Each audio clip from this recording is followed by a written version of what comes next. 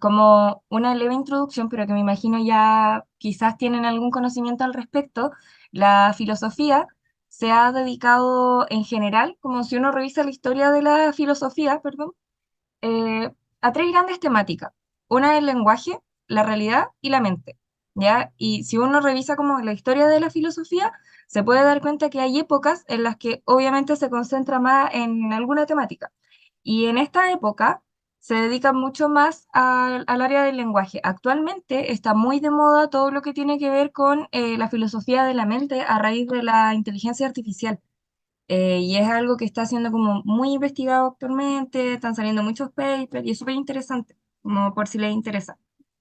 Entonces, bueno, nace en lo que actualmente sería Austria, en ese momento Imperio Austrohúngaro, y fallece en 1900, no 19.000 sino 1989, y muere en Reino Unido en 1951, o sea, un cambio de siglo. Es hijo de un empresario industrial y es importante destacar igual, creo yo, que renuncia a heredar la fortuna de su padre en pro de sus hermanas. Y eso no es un detalle menor como para la época. Estudia en Berlín y en Manchester y durante los años 1912 y 1913 se traslada a Cambridge, donde realiza básicamente hasta los últimos estudios, hasta que se retira y se dedica como a la filosofía en soledad, con el profesor Bertrand Russell.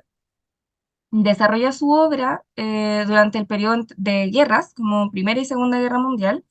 Primera Guerra Mundial, el Tractatus, especialmente en 1921, que es cuando se escribe en alemán, y posteriormente en 1922 se traduce a inglés, al inglés.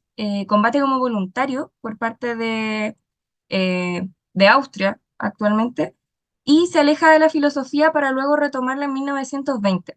Es importante igual que, como que sepan que investigaciones lógicas no se logra publicar. El texto que se logra publicar es el Tractatus.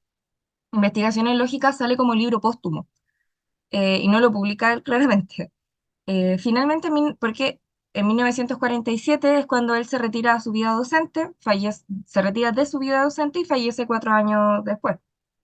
Eh, y como ahí les puse, posteriormente, posterior a su muerte, se publica Investigaciones Lógicas. Entonces, yo no sé si acá comparten el PPT, Dionisio. Pregunta. Sí, sí, Sí, compartimos ya, el PPT, después lo subimos a la plataforma que es Canvas. ya, buenísimo.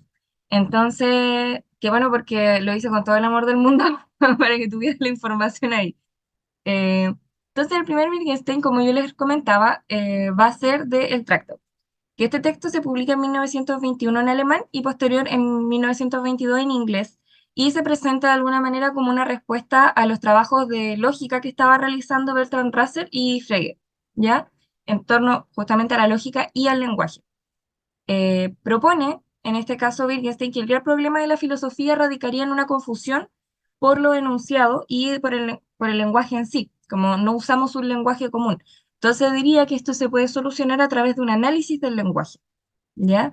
Y plantea que acá es súper importante, y ahí uno puede pensar como esta idea que yo les dejo acá en una novecita de Russell, que es que la estructura lógica de algún argumento o de algún enunciado, no sé si ustedes vieron lógica en algún momento de la carrera, pero ahí sí pueden, o sea, si quieren pueden opinar. Yo no tengo problema con que me interrumpan todo el rato, ¿ya? Em, en lógica se plantean argumentos y se hace una reducción lógica, que es básicamente como cuando veíamos álgebra y se veían puras letras y símbolos, lo mismo.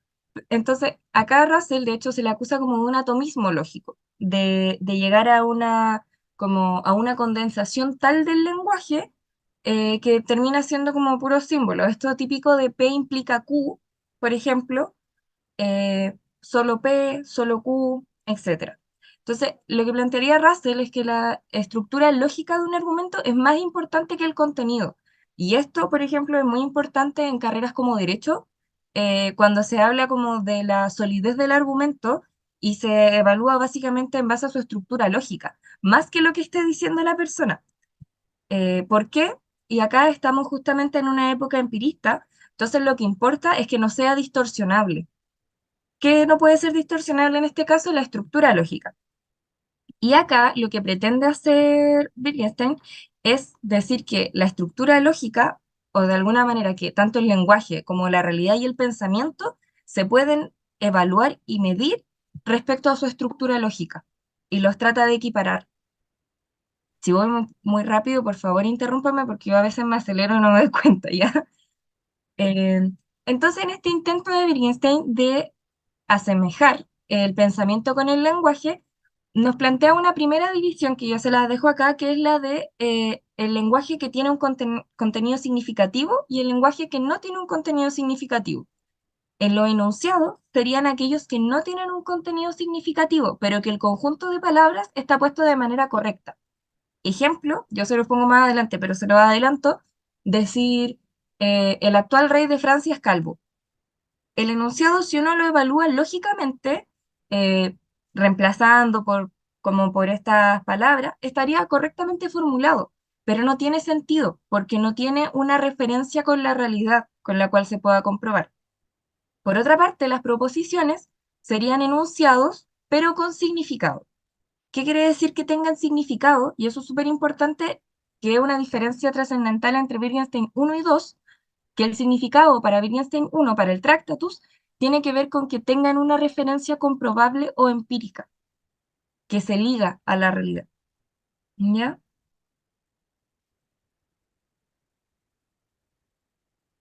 ¿Vamos bien hasta ese momento? Ay, no sé si acá aparecen manitos, así como en Teams, sí. Sí, hay reacciones y está el chat también. Por si Ay, es que tienen a mí no, alguna duda, por favor, para que la compartan ahí y hacer un que feedback yo, con lo que va explicando Ashley. sí, que yo compartiendo no veo el chat, creo. Ya, Yo estoy atento y te voy avisando a mí. gracias. Entonces, yo acá lo que les planteo en este esquema es la similitud justamente que plantea Wittgenstein. ¿Se acuerdan? Estamos lenguaje, pensamiento, realidad, o en este caso mundo empírico. Ya, entre el lenguaje y el pensamiento tenemos los enunciados y las proposiciones. Y acá es muy, para mí, muy interesante como esta analogía que él realiza entre el mundo y el lenguaje.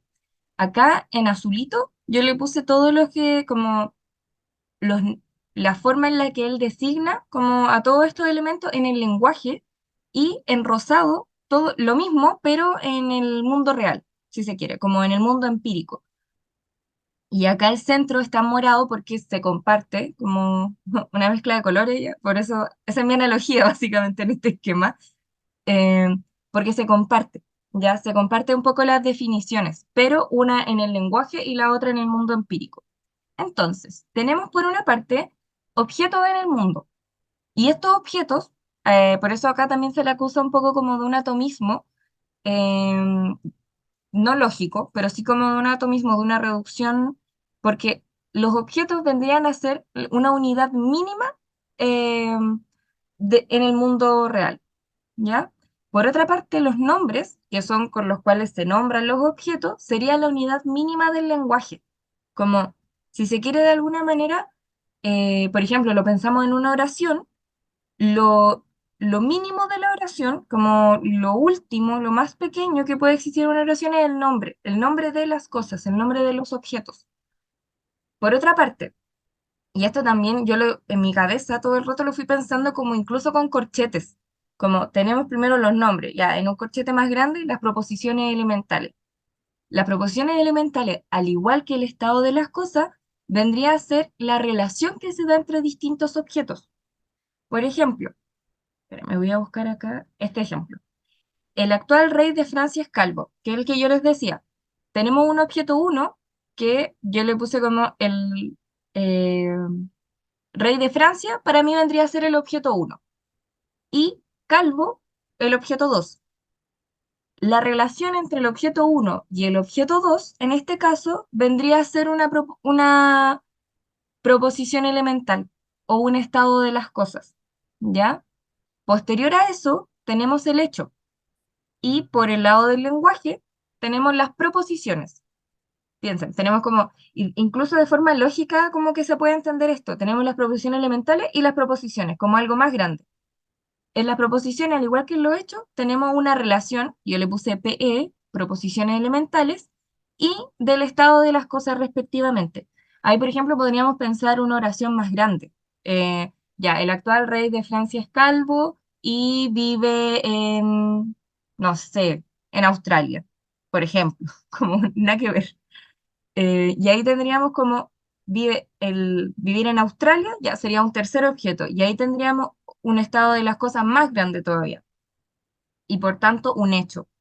Y finalmente, como algo que engloba todo esto, tenemos el lenguaje, que el lenguaje vendría a englobar a la totalidad de proposiciones, y por otra parte, la realidad vendría, o el mundo empírico, a englobar la totalidad de hechos.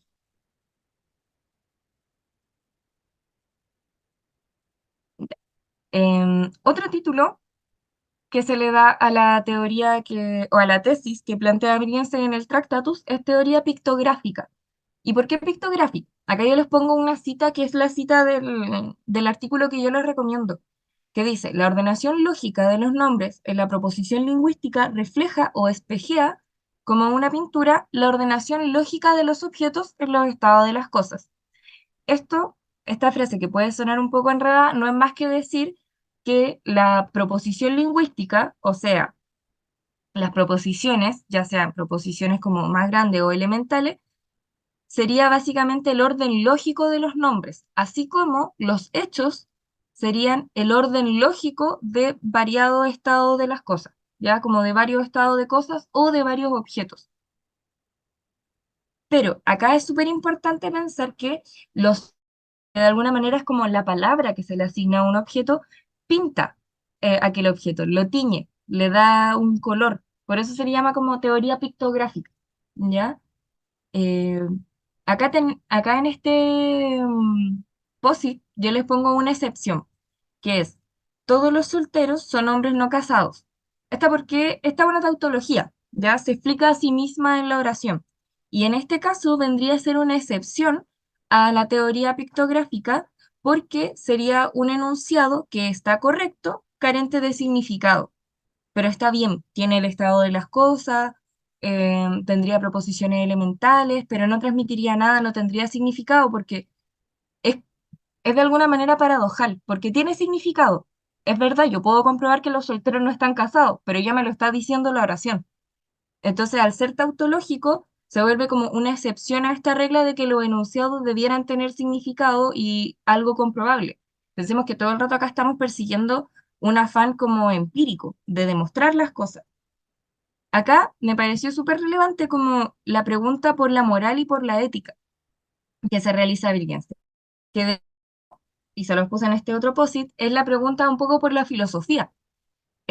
¿Por qué Wittgenstein dice que no es que no sea relevante la moral y la ética, así como la filosofía, pero eh, son problemas de la vida, que no pueden reducirse a hechos y no pueden reducirse a la realidad, si se quiere?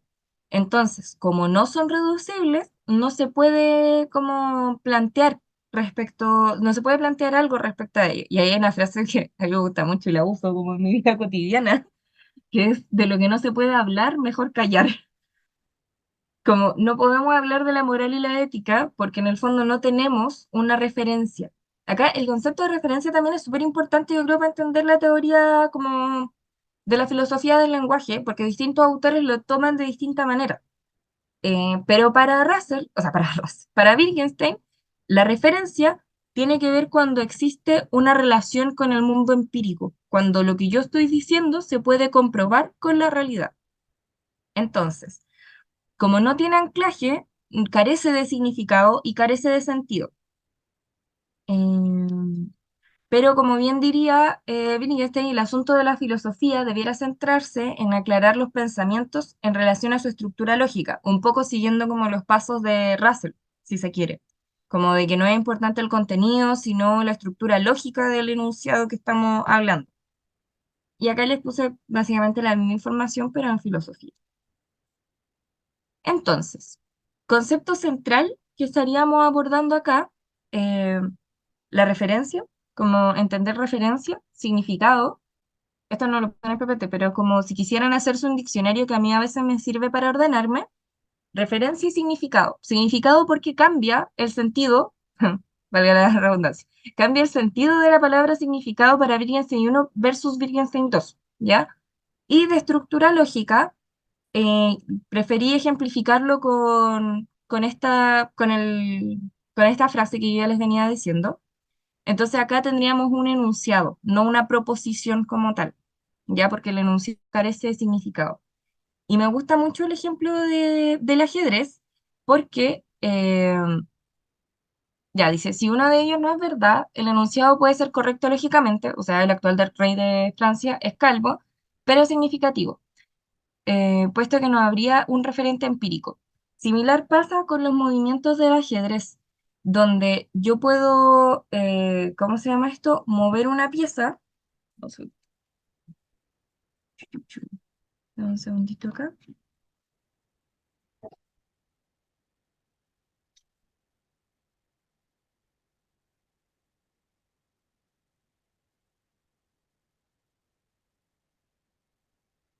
Sí. Mm,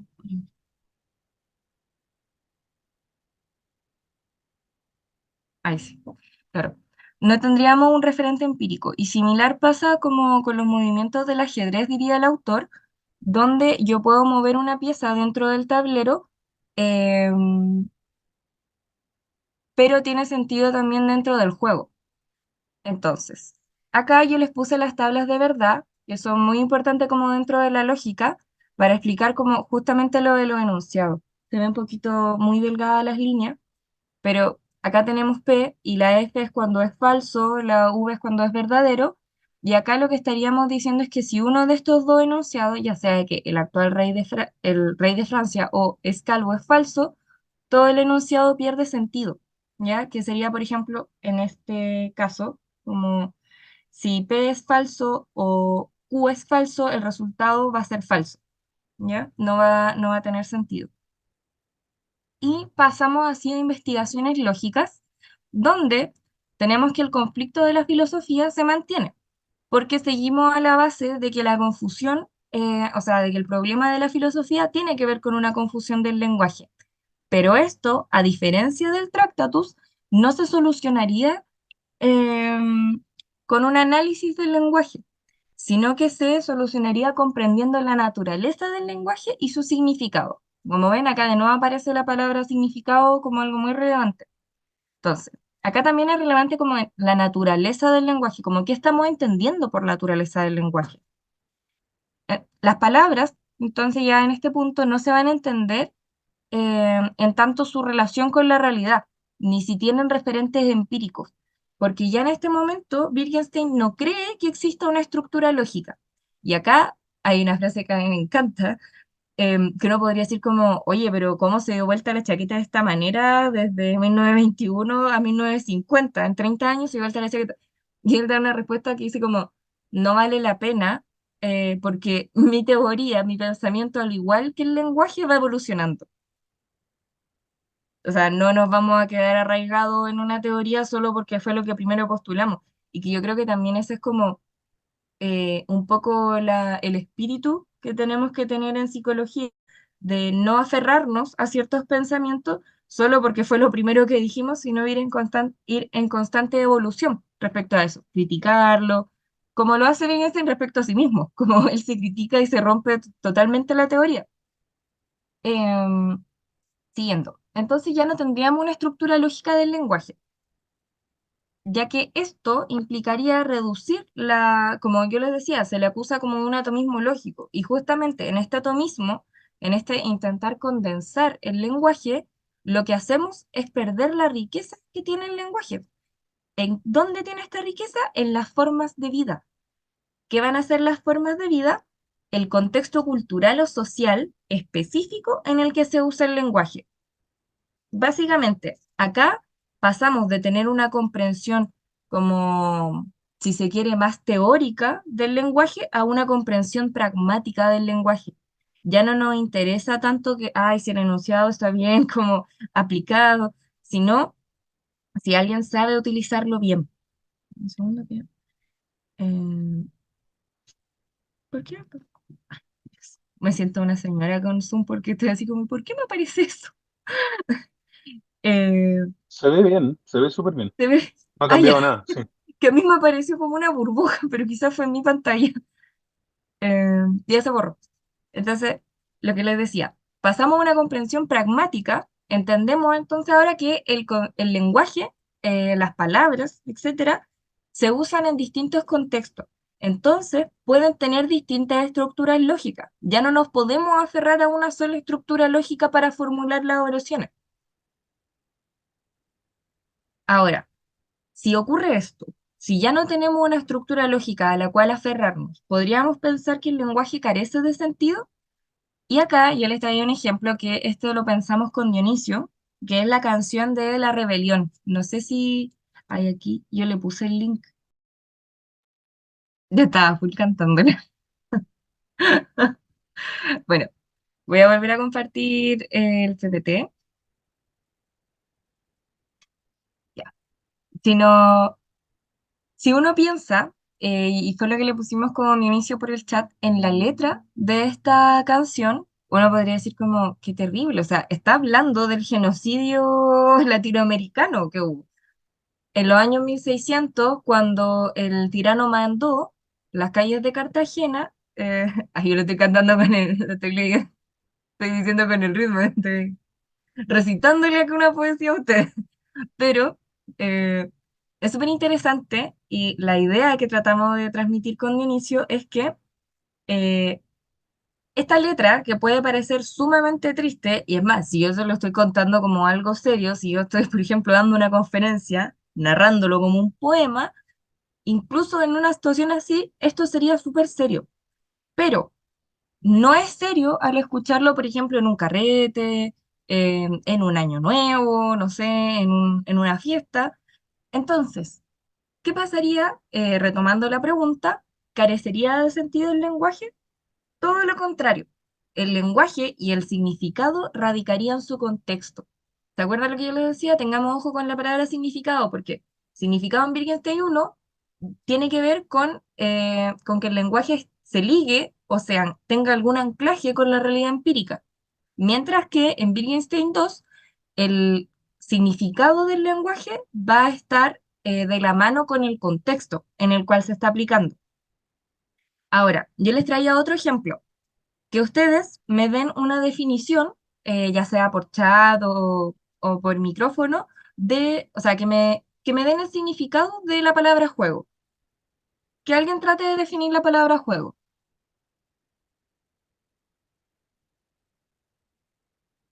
lo que se le ocurra. Ah, acá no hay respuesta buena ni mala. Una actividad que entretiene, diría yo. Ya,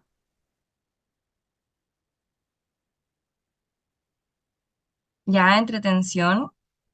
Ahora los Juegos Olímpicos son entretención para quien lo está viendo, pero no para quien lo está jugando.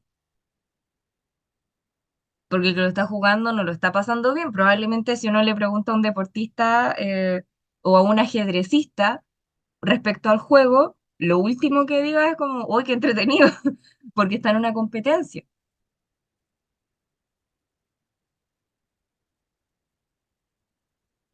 Actividad que se puede llevar a cabo entre una o varias personas con el fin de ganar algo. Ya, sí, me parece, pero eso más que el juego podría ser cualquier cosa, por ejemplo, el trabajo. Una actividad que se puede llevar a cabo entre una o varias personas a fin de ganar algo, dinero, por ejemplo. Claro, podría ser competencia, eso que decían también. Claro, también. Entonces, lo que yo les quiero transmitir con este ejercicio es que más que importar la definición de la palabra juego, lo que importa es que sepamos usarla.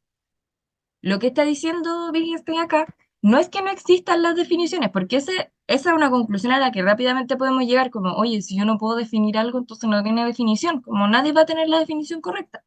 Pucha, sí y no. Como quizás efectivamente nadie va a tener la definición correcta, pero porque tenemos que preguntarnos antes qué tan necesario es tener esa definición correcta. Como, si no tenemos la definición correcta de algo, significa que no lo vamos a hablar, no vamos a utilizar esa palabra. Ay, recién ahí estaba en pantalla completa. Entonces, acá hay algo que a mí me gusta mucho de investigaciones lógicas que tiene que ver con ir integrando lo social. Justamente el hecho de que ahora ya no esté ligado a una realidad empírica el significado del lenguaje, sino que esté ligado al contexto en el cual se encuentra inmerso, nos hace pensar inmediatamente en lo social. Porque si uno piensa como, a ver, deme el contexto de Chile, es muy difícil pensar en algo concreto. El contexto cultural y la cultura en sí es algo más abstracto, como ya lo diría Freud en su momento, como la cultura no tiene una explicación. La cultura tampoco tiene un sentido, porque en algunos casos sirve para sublimar, como con la arquitectura preciosa, renacentista, etcétera. Eh, pero después de todo, la cultura no tendría un sentido. Bueno, Freud también diría que sí, en última instancia, pero acá lo importante es que lo social conlleva reglas, ¿ya? Entonces uno podría pensar como, ya, si este lenguaje eh, el sentido se le otorga el contexto, yo podría usarlo en cualquier parte, ¿no? Da igual, yo puedo usar la palabra juego en todos los lados. No es tan así, porque al final el significado, como el significado y el contexto cultural, se da por la interacción social, la interacción con otro. El contexto y el lenguaje, al final, para lo que nos sirve es para comunicarnos con otro. ¿Por qué les pongo acá la imagen de como de un indio apache que busqué? Eh, Porque esto también le sirve a Wittgenstein como un argumento en contra del lenguaje privado, que vendría a ser el lenguaje privado, como esta idea de... ay, tengo en el chat algo, no sé si... Actividad en base a reglas, ya, también, otra definición de, de juegos. Pero es bueno, porque por ejemplo ahí, si nos tomamos de la regla, es muy bacán como interpretarlo de esa manera, porque el juego conlleva reglas, igual que el lenguaje. Eso es a lo que quiero llegar acá. El juego, al igual que el lenguaje, tiene reglas, igual que el ajedrez, como yo en el ajedrez no me pregunto si, bueno, ahí me estoy adelantando, pero yo en el ajedrez no me pregunto por qué puedo mover solo un espacio a la vez, por qué no puedo mover más, o por qué el rey y todas las piezas sí pueden mover más de un espacio, pero el rey solo uno. Como si yo ignoro esas reglas y juego a mi antojo, quedo fuera del juego, no puedo participar. Y similar pasa con el lenguaje. Si yo ignoro estas reglas del contexto cultural y se me ocurre hablar como lo que se me pinte, cuando se me pinte, voy quedando fuera de la cultura. Ahora, a lo que iba yo con el argumento contra el lenguaje privado es justamente esto, con que el lenguaje en su función social, en su función de comunicación con otro, no se puede usar si es realmente privado, no se puede usar para la comunicación. Y ahí yo me pongo, por ejemplo, o se me viene a la mente, por eso les pongo como la imagen de un indio apache, como qué pasa justamente con este genocidio, cuando empiezan a reducir las comunidades indígenas y la lengua va muriendo, y ya no se rescata la lengua. En Chile tenemos la gran, si se quiere, como la gran oportunidad que en algunos sectores de Chile todavía se habla mapudungún, pero no se habla el mapudungún original que existía antes de los españoles, porque también fue una lengua que se fue mezclando con los wincas, con los españoles.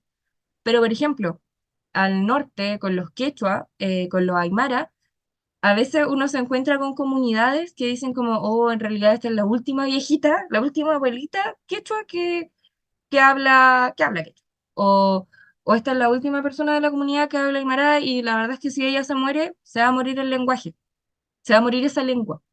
Como si el lenguaje es privado al punto de que solo yo puedo entender lo que le estoy transmitiendo al otro o solo un otro me puede entender, ese lenguaje cuando uno de los dos se muera, desaparezca por la existencia misma, se va a acabar. Entonces no puede existir en lo social el lenguaje privado. Tiene que ser un lenguaje que se acomode al contexto cultural y ese contexto cultural tiene reglas y estas reglas se dan de común acuerdo por la interacción social.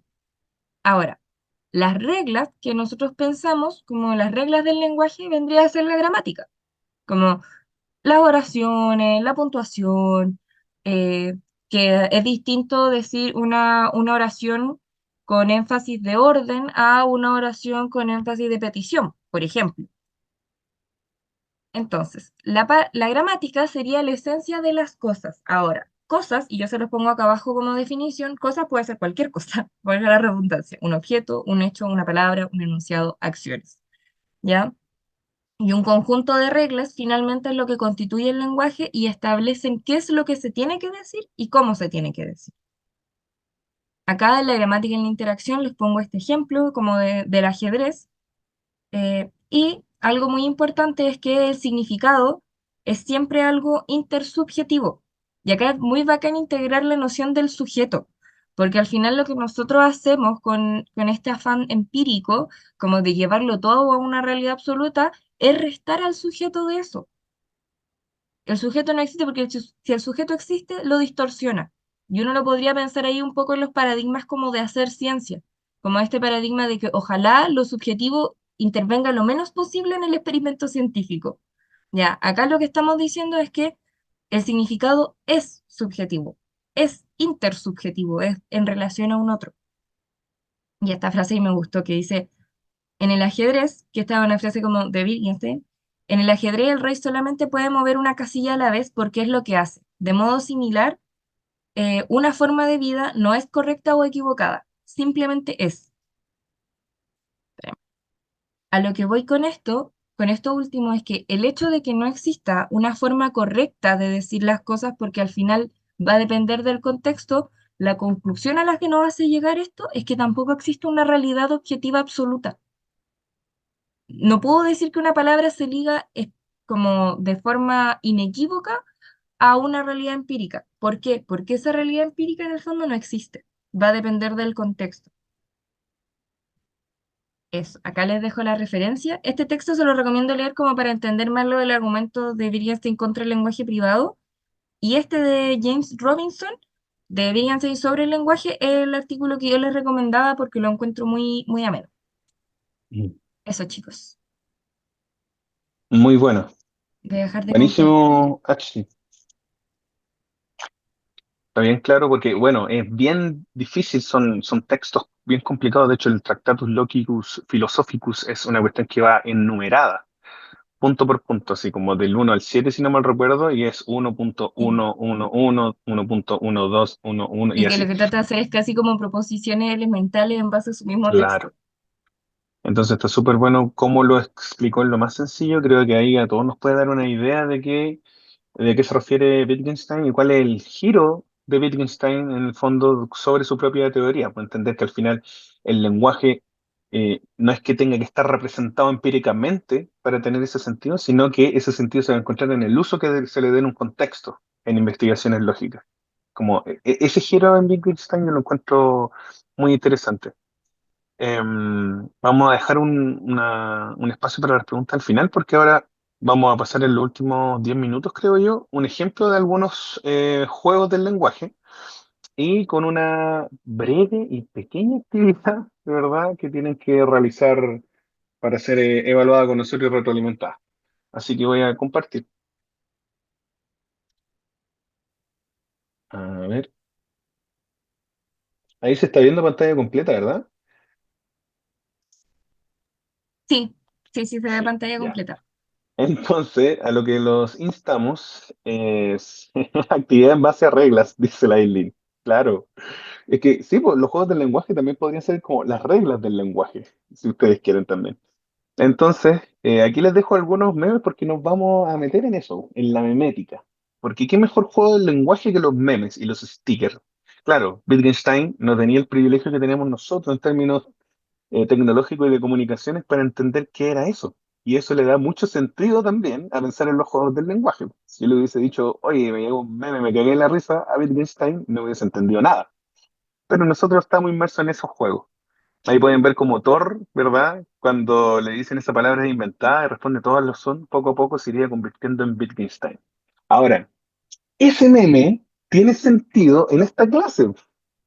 Porque si le ponemos ese mismo meme a una persona que no estuvo en esta clase y que no tiene idea de lógica ni de epistemología y jamás en su vida ha leído ni escuchado quién es Wittgenstein, solamente va a dar una cuestión y va a quedar poker face.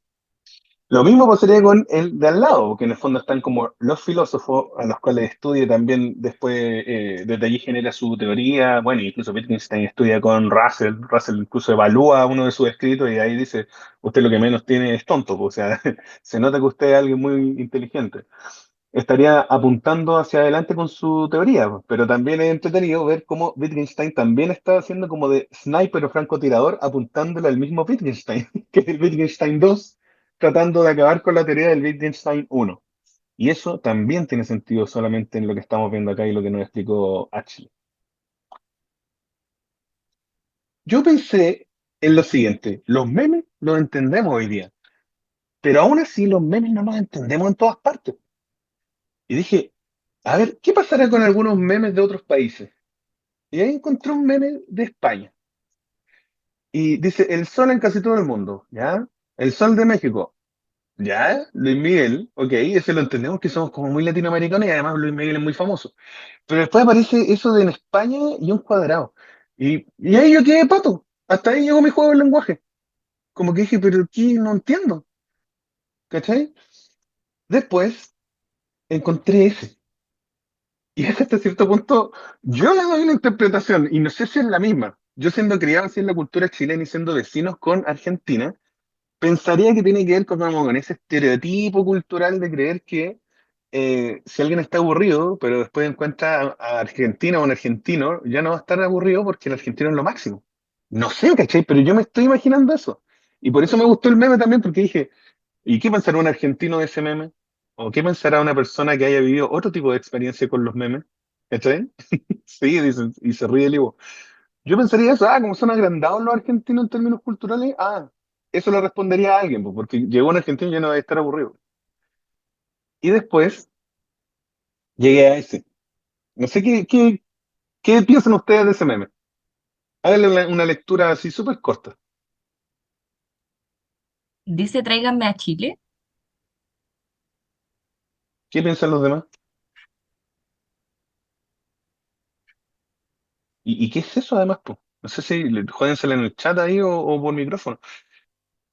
O la H también, ¿por qué pensar que tráiganme a Chile? Yo pensaría en tráiganme a Chile por lo que ocurre con el tema de la conquista española en México. Cuando ¿Mm? ellos están en el proceso de independencia, mandan un mensaje a Chile avisando que necesitan ayuda como en este proceso de independencia. A Chile le llega tarde la carta y Chile igual va, y llega 2 años después de que ellos ya habían ganado la independencia, pero de ahí se forma un lazo así como, no importa, lo importante fue la intención de que vinieras, aunque llegara tarde ya estemos independizados. Bueno, imagínate, todo Eso eso se me ocurrió llegaste a en un pensar meme. en un meme. Pero, ¿qué pasa si alguien viera esos colores y dijera, ¿no será así como Thor tratando de derrotar en fútbol a uno también de sus rivales? Y es Perú diciendo tráiganme a Chile para dejarlo fuera de la Copa América, no sé, por decirte algo. O igual la vuelta que le diste tú, o la que le di yo, o no sé qué vuelta le habrán dado a los demás, no alcancé a revisar. Solamente hay un CH. ¿Por qué no es tráiganme a China? ¿Por qué no es tráiganme a Chipre? ¿Cachai?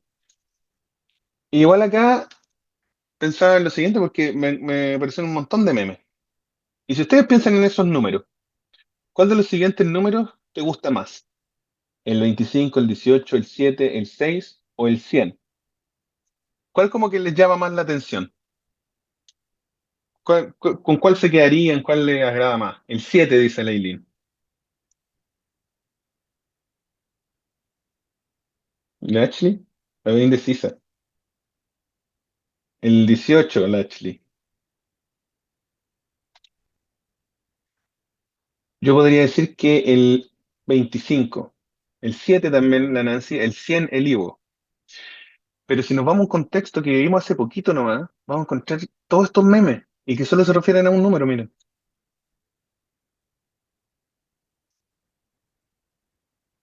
Pero si ustedes le muestran estos memes a una persona que no tiene idea de Chile o de qué pasa el 18 de septiembre en Chile, pierde todo sentido el meme. Incluso este, pues, de Luis Miguel, que primero está flaco, gordo. ¿Por qué antes del 18, después del 18? ¿Qué es eso, man? ¿Qué pasa aquí con Itacha si yo todo el año estoy de Chile? Yo en septiembre, viva Chile. El que trabaja y tiene mala cueva. Incluso este me encanta porque es como un meta meme, porque va más allá del puro meme, trabaja todo eso fecha, tenés que ser chileno para entender que eso es penca, pero también para entender que ese meme es como de buen mala cueva. Y así dije, ahí con los memes. ¿Qué pasa? Ese meme me encanta. Porque para este meme tenéis que ser fan de Dragon Ball Z, po. Porque incluso si yo te muestro que el peinado se parece, ¿por qué dice necesito derrotar a Freezer? ¿Quién es Freezer? ¿Y por qué eso es gracioso, cachai?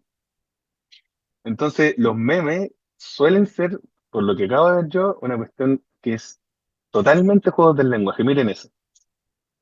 ¿Qué tiene ahí en el pecho? Lo primero que se nos viene a la mente, total, a un occidental, es una svástica. Y eso uno lo asocia con el nacionalsocialismo. ¿Y con qué lo asociáis? Con sufrimiento, con genocidio, con intolerancia, con violencia, con tiranía.